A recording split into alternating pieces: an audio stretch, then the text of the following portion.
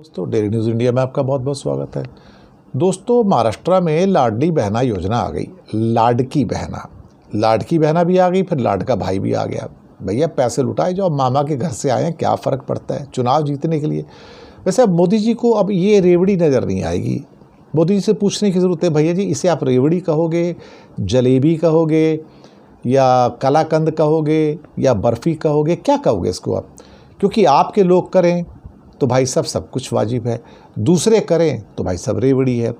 40,000 करोड़ तो लाडकी बहना में आएगा हर साल में, और 10,000 करोड़ जो है लाडका भैया में आएगा।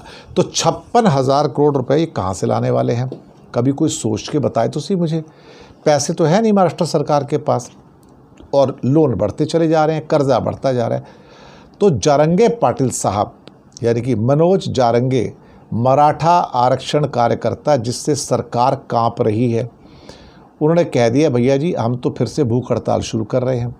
वो कहते हैं कि ज़रा बताओ तो सही कि महाराष्ट्र सरकार आरक्षण मुद्दे पूरे करने में तो विफल रही है, और फिर उसके बाद लाडली बहना और लाडका भाई चालू कर रहे हो। ये मतलब क्या आपका? अब फिर से समय सीमा बोल दिए कि भैया इतना है। वो कहते हैं मैं ये उपवास इसलिए शुरू करना पड़ा है कि सरकार ने वादा नहीं निभाया। सरकार तो टाइम पास कर रही है भैया जी, बड़ी साफ सीधी बात है। सरकार ने आपको कुछ नहीं देना है, और सरकार तो चाहती है भैया जी अगर इसकी आखिरी सांस भी चली जाए मनोज जारंगे की, तो अच्छा कब से छुटकारा मिल जाए। हर बार आते हैं, झूठी गवाही देते हैं, शिंदे साहब आते हैं, झूठे आश्वासन देते हैं, फडणवीस आते हैं, झूठे आश्वासन देते हैं, अजीत पवार आते हैं, झूठे आश्वासन देते हैं, उसका अनशन तोड़वा देते हैं, चले जाते हैं, और फिर सोचते हैं यार थोड़ा टाइम और मिल गया, अब इसको मरने दो।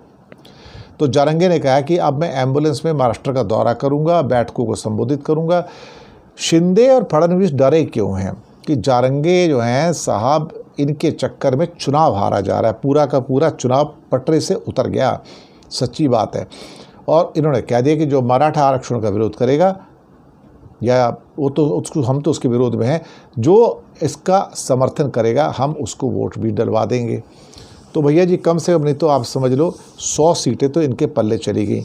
अगर मनोज जारंगे ने बोल दिया कि महायुति को वोट नहीं देना है, तो समझो इनकी 100 सीटें तो बढ़ गई अंदर, यानी कि बिल्कुल चली गई अंदर। अब सवाल ही पैदा होता है कि जो महाविकास आघाड़ी है उसके ऊपर इल्ज़ाम आ रहे हैं महायुति की ओर से, फडणवीस की, कि ये आंदोलन का फ़ायदा उठा रहे हैं। वो तो भैया उठाएंगे ना, क्यों नहीं करेंगे, कोई बेवकूफ़ थोड़ी है, कोई नहीं। तो महाविकास आघाड़ी के लोग कहते हैं जी जो मनोज जारंगे चाहते हैं हम उसका समर्थन करते हैं, और कहीं ना कहीं हम उनके साथ में आगे चलने को तैयार हैं, और जो आरक्षण है वो भी हम देने को तैयार हैं। तो एडवांटेज किसको है? फिलहाल महाविकास आघाड़ी को। और फडणवीस को मालूम है कि 5 साल के लिए उनकी नौकरी ख़त्म, और अक्टूबर महीना आते आते उनकी सरकार भी ख़त्म, और मनोज जारंगे अब दरअसल आग में घी डाल रहे हैं। और देखा जाए तो जो इस सरकार के जाने की स्पीड है उसको और बढ़ा रहे हैं। शुक्रिया आपका।